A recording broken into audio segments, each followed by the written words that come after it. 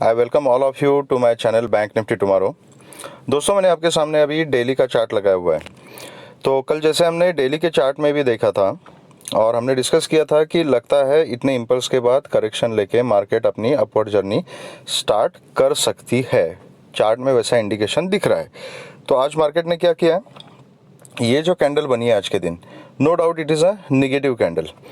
तो इसके बाद पॉसिबिलिटी क्या है? पॉसिबिलिटी ये है कि मार्केट यहाँ से अपना ट्रेंड कंटिन्यू करके नीचे जा सकती है, ये मतलब टुवर्ड्स डाउनवर्ड ट्रेंड। ये करेक्शन रिट्रेसमेंट ले लिया, फिर से ये छोटा सा रिट्रेसमेंट हो गया और यहाँ पे ये ट्रेंड कंटिन्यू हो गया, ये भी हो सकता है। या यहीं पे थोड़ा कंसोलिडेट करके फिर से ऊपर की तरफ जा सकती है, या डायरेक्ट भी ऊपर की तरफ जा सकती है। इसके अलावा और कोई पॉसिबिलिटी इसमें नहीं हो सकती। ओके, इस यहाँ से ऊपर जा सकती है, ये मैं किस लिए बोल रहा हूँ, क्योंकि मार्केट में कुछ भी हो सकता है। जैसे आप ये कैंडल देख लीजिए यहाँ पे। Okay, this is the candle. यहाँ पे क्या किया था, अपवर्ड जर्नी शुरू हुई थी, लेकिन this candle it was a negative candle. उसके बाद मार्केट ने यहाँ पे फिर से ऊपर की जर्नी रिज्यूम कर दी। ठीक है, यहाँ पे देखिए, this was a negative candle, यहाँ से ऊपर चली गई। This was a negative candle, ये वाली यहाँ से ऊपर चली गई।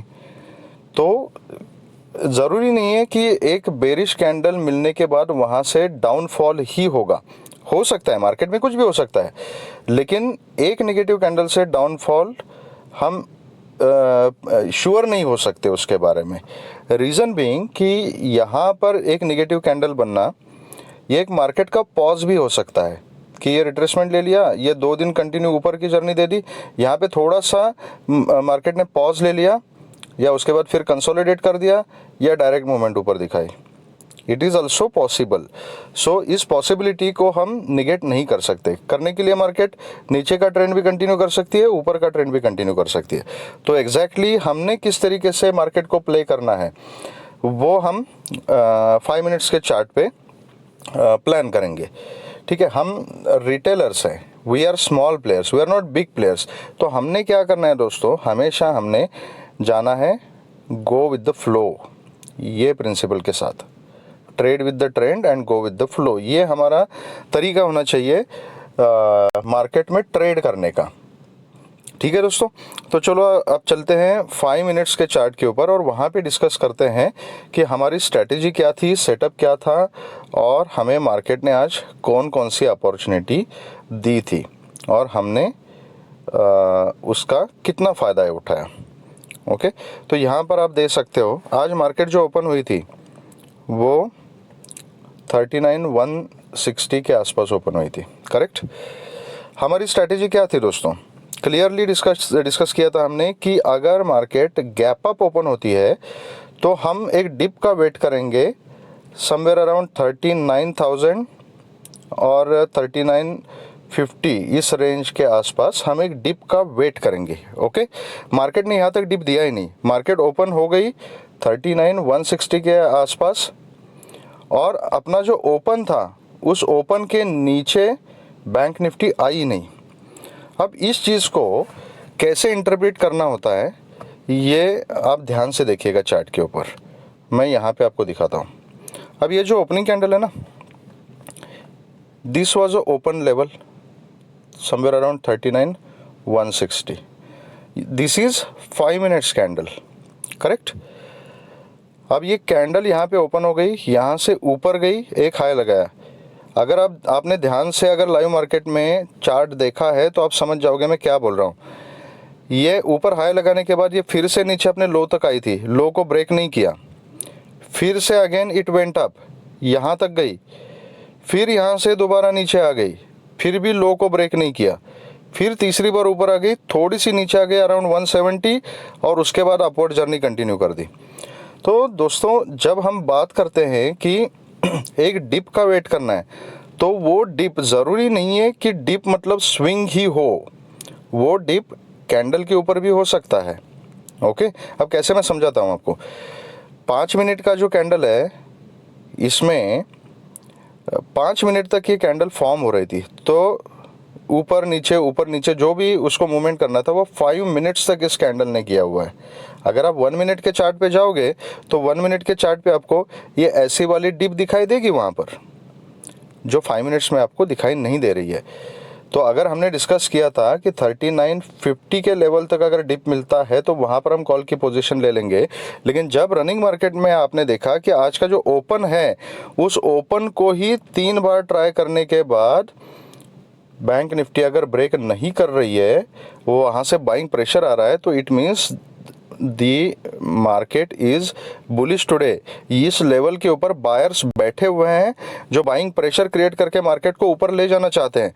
तो उसी टाइम आपने जो पहली बार आपने देखा, दूसरी बार देखा, जब दूसरी बार रिजेक्शन आ गया यहाँ नीचे से बाइंग प्रेशर आ गया, तो उसी समय आप यहाँ पे कॉल की पोजीशन ले सकते हो। That is what our setup says. Exactly हमने यही डिस्कस किया था। अब उसके बाद हमने टारगेट कौन कौन से डिसाइड किए थे, तो 39,400 तक के टारगेट्स हमने डिसाइड किए थे। और आप अगर यहाँ पे देखोगे, मैं थोड़ा सा चार्ट को छोटा करता हूँ, तो अगर आप यहाँ देखोगे, एक मिनट, हाँ, तो इस लेवल के आसपास ये लेवल है 39,380 का, ठीक है। अब 39,380 का लेवल आने के बाद ऑलमोस्ट अपने टारगेट जो है अचीव हो चुके थे, क्योंकि ये जो टारगेट है कोई भी लेवल है that is zone of 20-30 points, मैंने पहले भी आपको बोला है।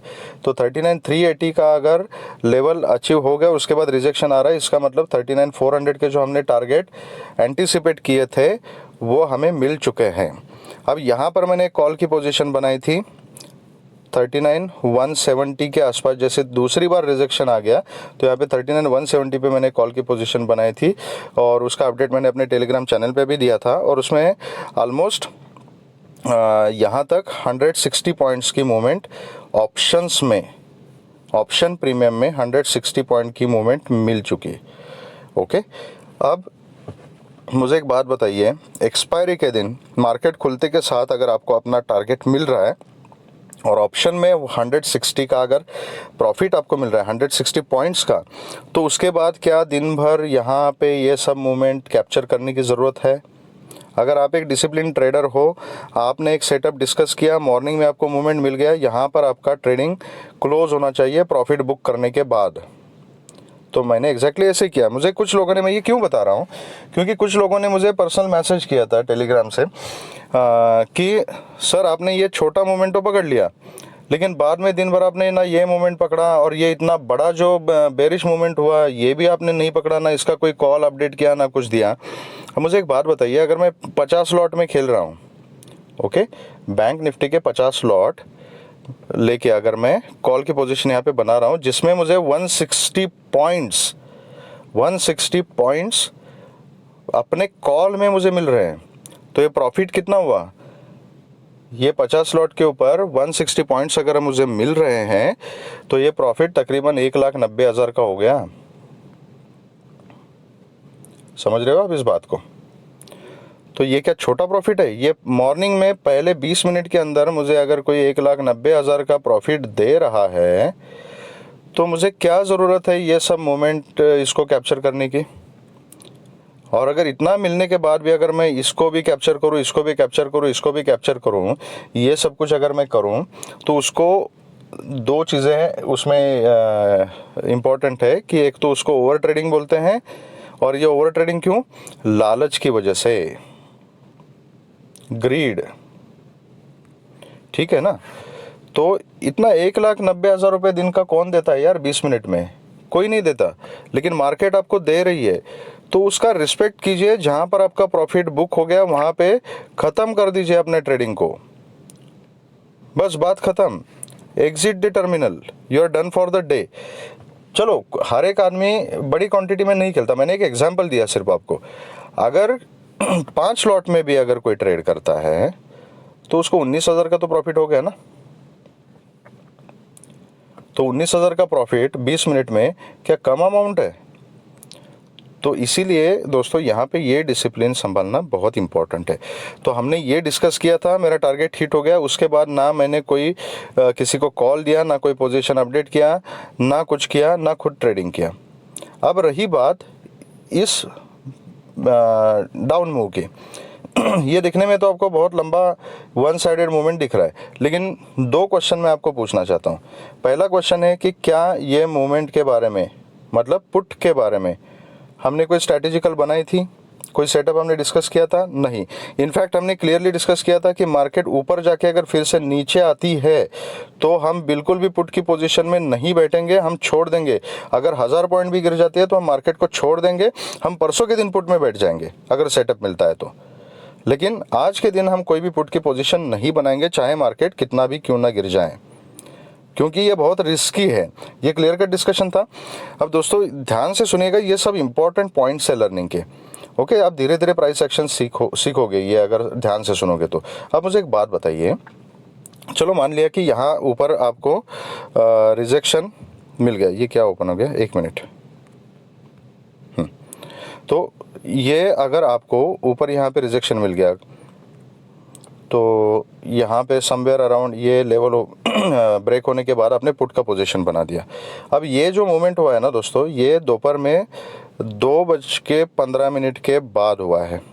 ओके, अब इस समय मुझे बताइएगा कि जो ऑप्शन का प्रीमियम होता है वो कितना तेज़ी से डीके हो जाता है, कितना तेज़ी से भागता है, चाहे ऊपर हो या चाहे नीचे हो, वो बहुत तेज़ी से भागता है।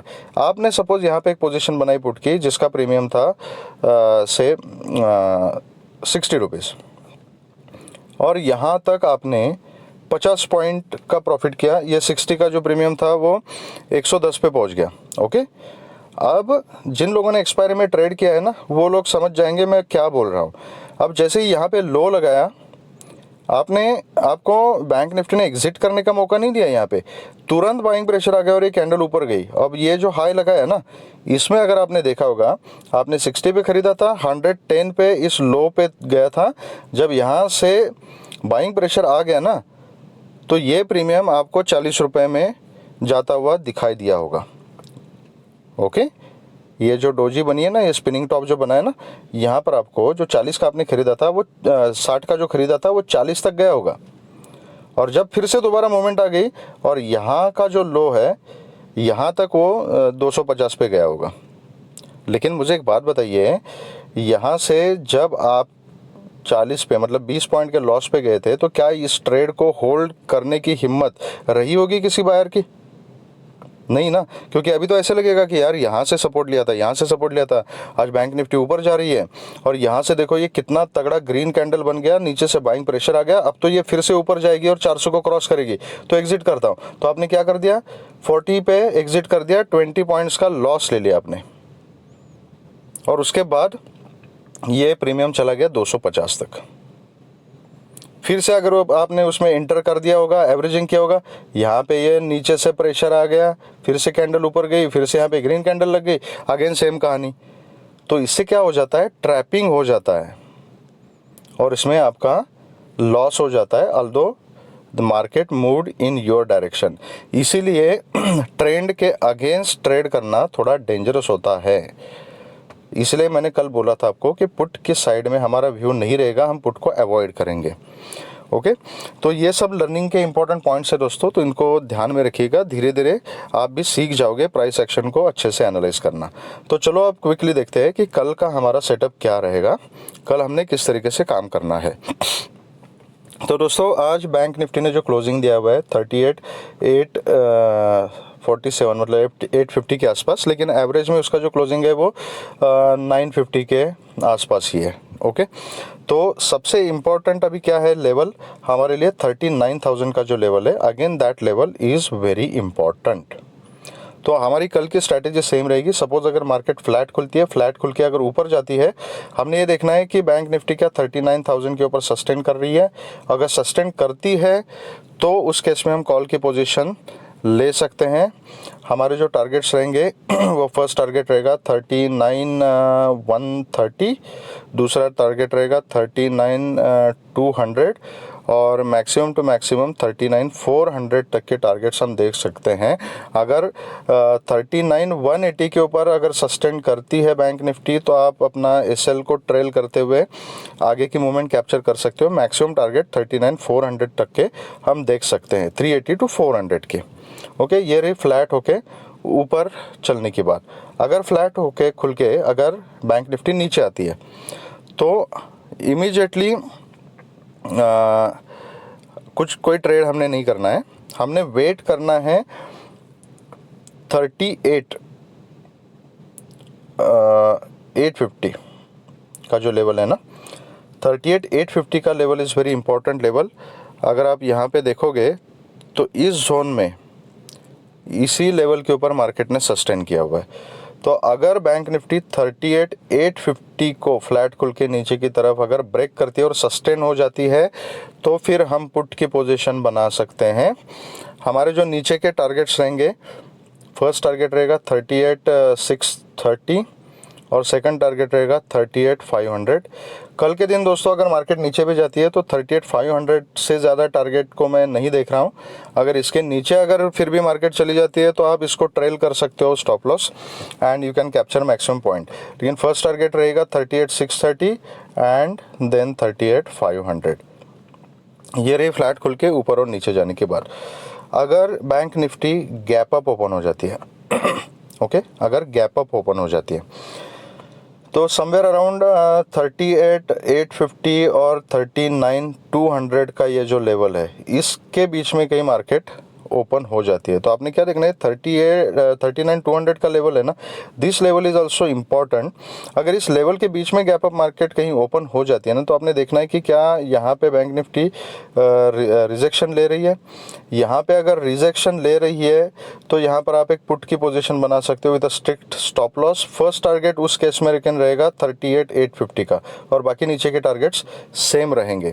लेकिन it is little risky, strict stop loss maintain कीजिएगा अगर आप 39,200 पे अगर पुट की पोजीशन बना रहे हो तो, क्योंकि बैंक निफ्टी यहाँ से ऊपर भी जा सकती है। 39,000 के ऊपर बैंक निफ्टी का रहना इज़ अ बुलिश इंडिकेशन, इतना याद रखिएगा। तो दिस पुट की position is very risky, only risky traders can try this position. जो सेफ ट्रेडर्स है वो पुट की पोजीशन 38,850 के नीचे ही बनाए। अगर गैप अप ओपन होके 39,200 के ऊपर सस्टेन हो जाती है तो कॉल की पोजीशन ट्राई कर सकते हो, लेकिन टारगेट ज़्यादा लंबे मत रखिएगा। कल के दिन 39,400 तक के टारगेट्स ही हम कल के लिए कंसिडर करेंगे। और 39,200 के रेंज में खुल के अगर नीचे आती है तो नीचे का मैंने बता दिया 850 तक वेट करना है। 850 के नीचे सेफ ट्रेडर्स 38,850 के नीचे पुट की पोजीशन बना सकते हैं। What if bank Nifty opens gap down? Gap down opening में डिपेंड करता है, ध्यान से प्राइस एक्शन देखना है आपको कि एग्जैक्टली बैंक निफ्टी कहाँ पे ओपन हो रही है।